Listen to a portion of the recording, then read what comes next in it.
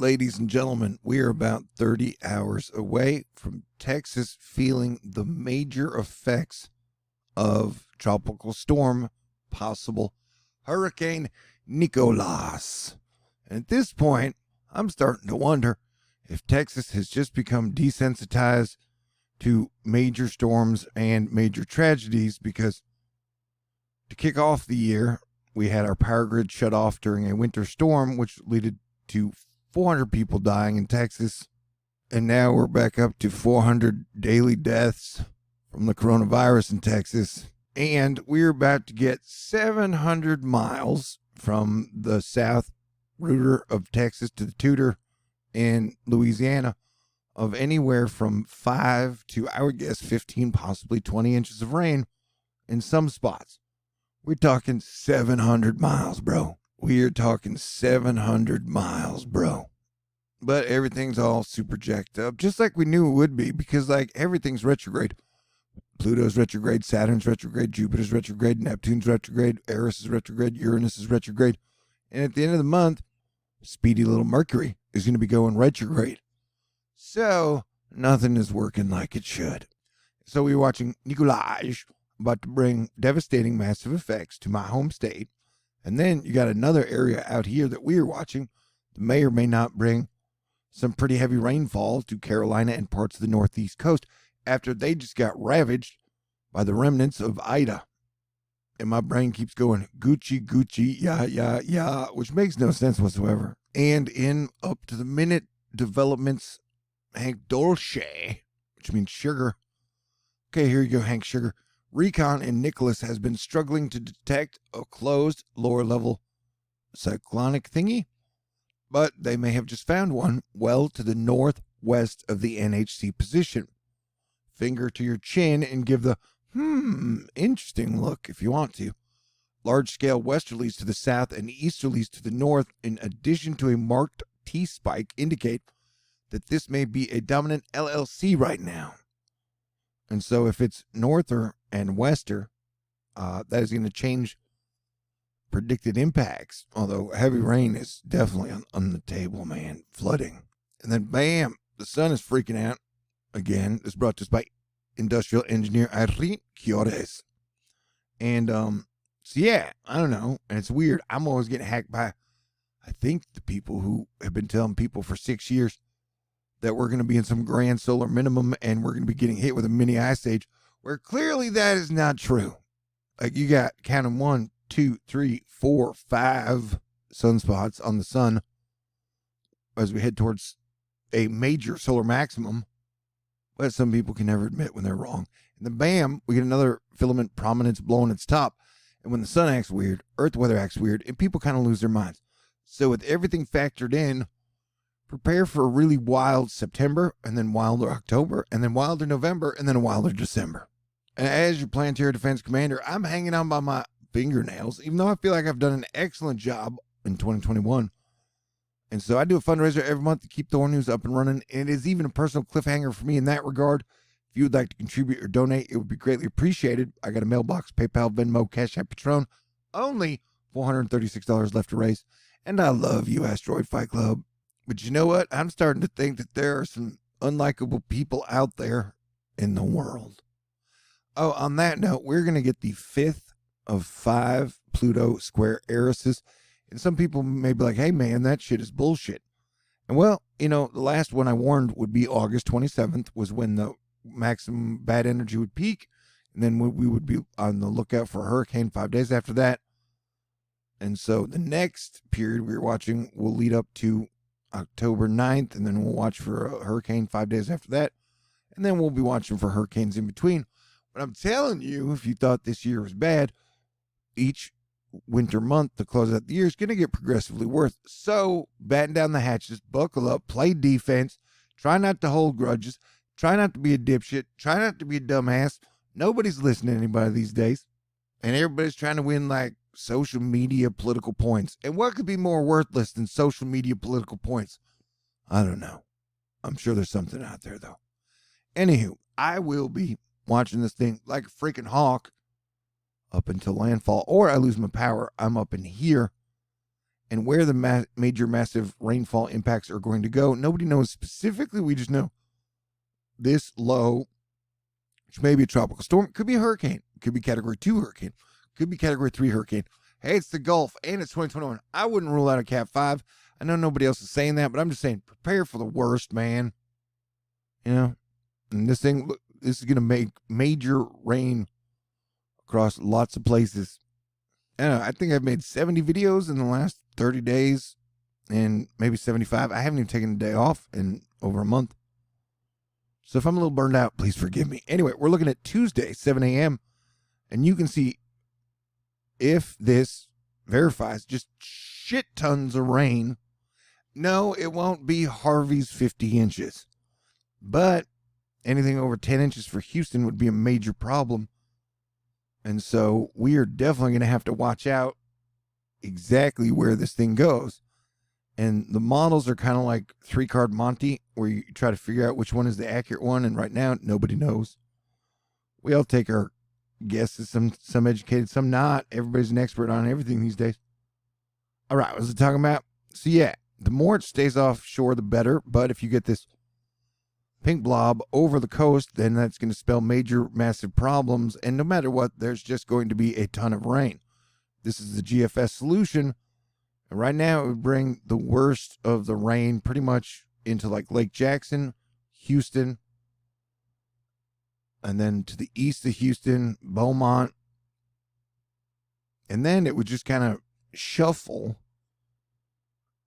to the east into Louisiana, although Louisiana from the GFS run wouldn't get the worst of the impacts, which is okay because they got hit really, really, really, really hard from Ida. Now we're looking at the NAMS rundown, and you can see the NAMS shows a lot more pre-precipitation, which means rain that hits ahead of the hurricane, and any rain you get ahead of it is going to be bad. But this brings the core of it to the coast, almost Corpus Christi landfall, and then it has the pink ride the whole coast all the way up the coast. This is a solution that would be a big problem. And then it still brings a major, massive flooding situation into the west of Houston, although this solution wouldn't be as bad for Houston. GFS would be super duper devastating. This would just be pretty bad. You know what I'm saying? And then in this model, once again, Louisiana is spared, but I would just assume there's going to be a shit ton of rain in that big loopy canopy.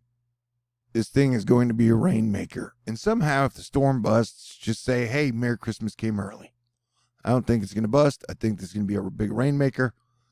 I think 30 to 40 hours from now, you're going to be seeing a lot of video like, oh my God, major problems flooding. And so you can already see there's a lot of rain we're working with. The low is somewhere down here, apparently. Has not started to circle up yet. And I'm keep calling it a hurricane because even if it doesn't get to hurricane status, it is going to do hurricane rain damage. And it's the Gulf, and I've learned living here in Houston that, man, shit can rapidly intensify in the Gulf of Mexico. Unless you have tons of wind shear, which we do not, or tons of dry air, which we do not. And the waters are so hot, baby. How hot? Your waters are hot. These are super hot waters, man. So yeah, there's a chance we could see this thing go to hurricane, Cat 1, Cat 2, Cat 3. I'm just saying that other people have different opinions. You should always collect different sources. And no matter what, at the end of the day, I give out this information every single day for free. And I hope it will come back to me in the form of, contributions, donations, and prayers. But September's been really, really, really slow for me for some reason. I don't know. And I've been kicking so much ass the last few months and this year, but whatever. And, I've been doing this for like 8 years. And people start to get real mouthy right before a hurricane or during a hurricane. And look, buddy, if you're like 30 seconds of fame or you angry YouTube comments, then congratulations. Your parents did a really wonderful job. Not sarcasm detected. Yeah, I don't know. Just been dealing with dickheads and trolls nonstop since Lord knows when. Anyhow, I'm calm. But yeah, there's a shit ton of moisture, man. We got big problems coming. And you'll know that I'm frustrated if I turn comments off. I plan to leave them on, but like I said, sometimes the least favorite part of my job is reading shitty YouTube comments. Just because I don't want someone else's super nasty, low, negative vibe energy mixing with mine like peanut butter cups. Except it would be like chocolate, and instead of peanut butter, it's like shit. Nobody wants a shit chocolate peanut butter cup. You know what I'm saying? Man. But look at that. Yeah, and then that's the thing that's headed towards North Carolina.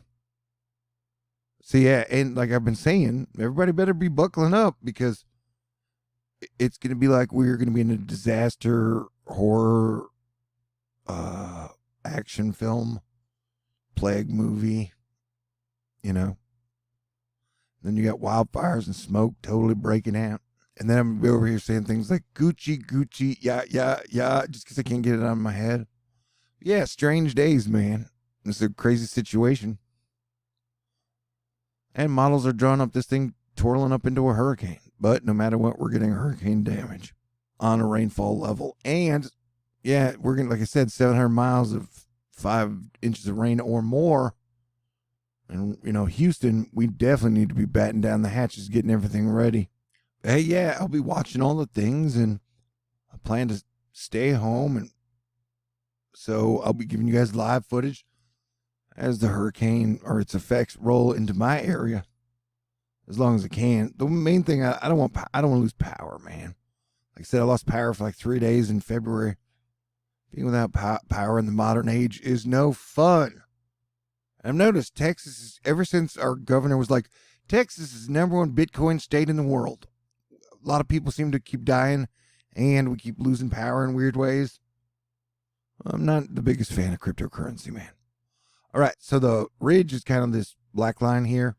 So if you'll notice that's what will be stopping and pumping the cyclonic activity, and the rain will fight it. And then here's the other thing over here we were watching that may punch North Carolina in the face, or it may go out to sea. And then we just got wave after wave after wave rolling off of Africa. So we got one that'll be like hitting Texas on the 14th. We got one that may be hitting North Carolina on the 14th. And right now we're looking at, this would be the 22nd. And that's where this would be, on the 22nd. So we got 3 major things to deal with possibly in the next 10 days. And that's on top of, you know, everything we're dealing with. And it's just weird that the guys who tried to sell a grand solar minimum for 6 years also tried to sell a mini ice age, and also tried to tell everybody that the coronavirus was absolutely no worse than the flu and was probably a hoax. Are they misinformation paid by ExxonMobil? Probably. Controlled opposition. Google loves them for some reason. YouTube. I don't know why. It's a weird world, man. It's almost like cryptocurrency runs on misinformation. Yeah, things have been weird since Elon tried to take over Texas. He's like, I run Texas now. And then some people will be like, hey, man, why don't you stick to weather? And I'll be like, hey, man, why don't you stick to shutting the fuck up? All right? Sorry. Yeah, I'm getting feisty, you know? And like I said, the next 3 months are just going to be battle after battle after battle, and challenge after challenge after challenge. I'm up for it. How about you? Astro Fight Club, we get better with age. So yeah, I'll stick to my guns like I always do. Stay cool. Play defense. Make good decisions. Plan and prepare. And try and keep a sense of humor, man. I've noticed most dickheads don't have any type of sense of humor at all. They're always very Alex Jonesy and very angry at somebody and blaming somebody all the freaking time.